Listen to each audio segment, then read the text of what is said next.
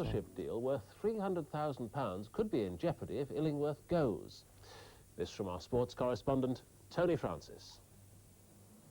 Anywhere else but Yorkshire, it might have been ignored as an unsavoury domestic squabble, but in these parts, cricket is a way of life, and boycott is God or Satan, depending on your point of view. An opinion poll by the local paper yesterday makes the issue perfectly clear. 91% said boycott must stay, 92% wanted Illingworth sacked. Well, that's the remedy being proposed this morning by the reform group, formed 3 years ago, essentially to promote and protect Jeff Boycott. Their big guns arrived this morning with a dossier of 37 reasons why Illingworth should be sacked. I don't think that Raymond Illingworth has contributed enough to stay on as cricket manager of the club. You know, the results in the last 3 years have gradually got worse, and that is what we are concerned about. The whole affair has become rather sordid, hasn't it, involving Ray Illingworth's daughter now. What are your feelings about that? Well, personally, I mean, it's totally abhorrent to me, this business of Raymond's daughter and Neil Hartley. That doesn't form part of our case, and the people who have said those things about it, about the Illingworth family, quite honestly, I'm disgusted by it all. Well, that's only the first round of what's going to be a long, drawn-out battle, and it could be well into the evening before we know whether Boycott and Illingworth have a future at Yorkshire Cricket Club. Tony Francis, ITN Sport, Headingley. Boxing, Sugar Ray Leonard has become the undisputed welterweight champion of the world, winning the biggest purse in boxing at the same time. In Las Vegas during the night, Leonard scored a technical knockout over his opponent, Tommy Hearns. Leonard, who collected $9 million, is now the champion in the eyes of both the World Boxing Council and the World Boxing Association, and presumably of his bank manager too. Now, City News, after a slow start, prices have picked up on the stock market at the latest count. The FT30 share index stood at 527.2, that's 1.7 points up on last night. The weather, though there'll be some sun in Scotland, as you can see from the satellite picture, most areas will be cloudy and there could be rain in places. The main news again, British divers have found the £45 million worth of gold which went down with the cruiser HMS Edinburgh during the Second World War in the Arctic Circle. The first gold bar was recovered last night. They brought 6 to the surface so far and hope to get them all out soon. At the Liberal Assembly, delegates have voted to reject and campaign against the sighting of cruise missiles in Britain.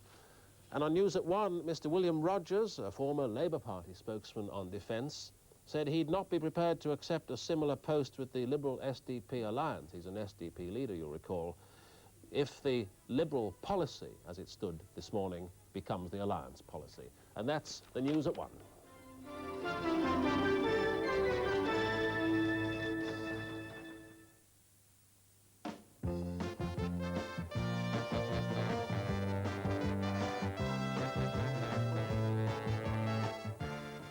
Other news from the south. An armed thief has shot dead a guard dog during a raid on an off-licence in Portsmouth. A man with a shotgun walked into the Britannia wine stores in Victoria Road North late last night. He pointed the gun at the man behind the counter, Mr. Richard Smith, indicating that he wanted money. Mr. Smith managed to retreat into the living quarters and turn loose his Alsatian Christie. Whilst Mr. Smith was calling the police, there was a shot, and when he dashed into the shop, the dog was dead and over £100 missing from the till. Christie was 8 years old, and Mr. Smith said he was as much a family pet as a guard dog. Detectives investigating yesterday's £1 million security van raid near Maidstone believe the robbers came from London. All 4 getaway cars, which were later abandoned by the gang, were registered in the capital. The police, meanwhile, have continued to interview some of the people who witnessed the attack. The Ministry of Defence have ordered a full-scale inquiry into Tuesday night's bomb drama on the M4 motorway. A 15-mile stretch of the motorway was sealed off for 7 hours when a lorry carrying 5 tons of cluster bombs caught fire at the Membry service station near Hungerford. Experts later said there was no possibility of the bombs exploding. And the Ministry want to know why, if this was true, the road was closed for so long. The Ministry have made it clear, however, that the inquiry won't be looking into the safety aspects of transporting explosives by road. Following protests from the MP for Newbury, Mr. Michael McNair Wilson, this question is now likely to be dealt with in Parliament.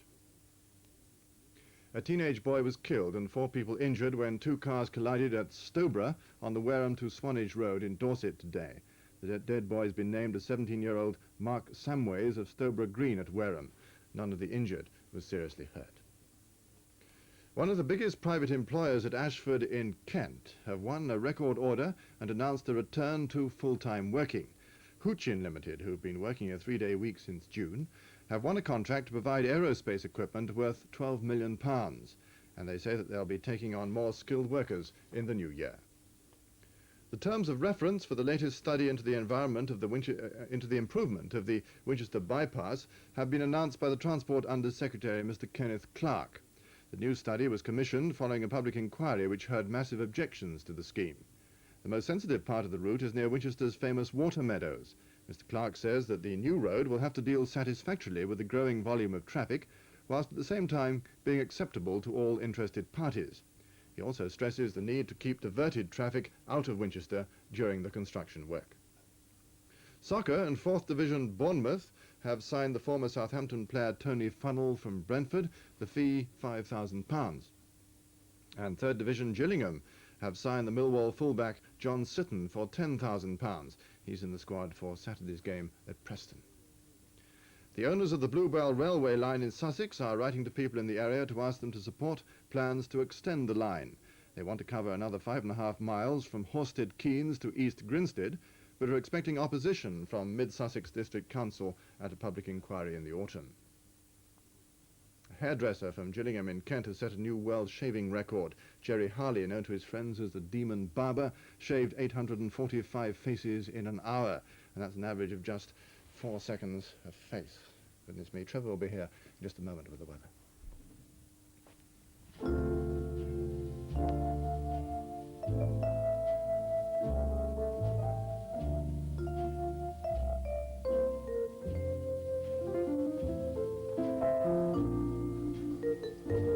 Good afternoon. Well, there's been a fair amount of rain and drizzle in the area this morning, but most of it is moving away now, and much of the rest of the day will be dry.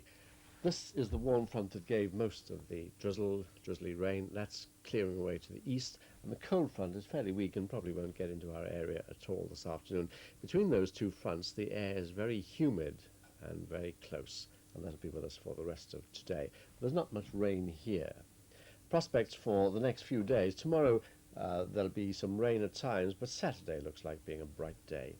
This afternoon, mainly dry. There will be a little rain or drizzle at first in the east of the area, but the rest of the day that'll move away. The rest of the day will be dry. In the west, it's generally dry now, but there could be some outbreaks of rain from time to time. There'll be a little sunshine about, but not very much. But in spite of that, it'll be quite warm, with temperatures around 20 degrees centigrade this afternoon. As I said earlier, it'll be very humid. The winds this afternoon will be southwesterly, moderate or fresh over land, and force 4 to 5 over the sea. The nights mainly dry, minimum temperature about 15 degrees centigrade. That's all.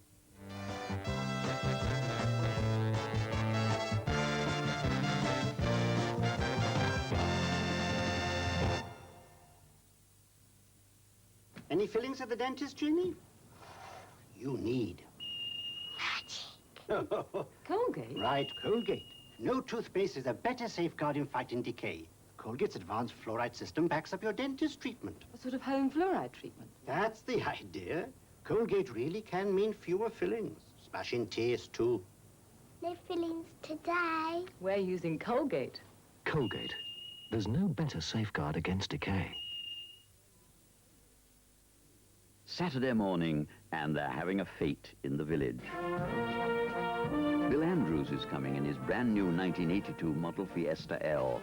He's laughing because the new Fiestas have softer springs, and Bill says it feels as if his drive's been resurfaced.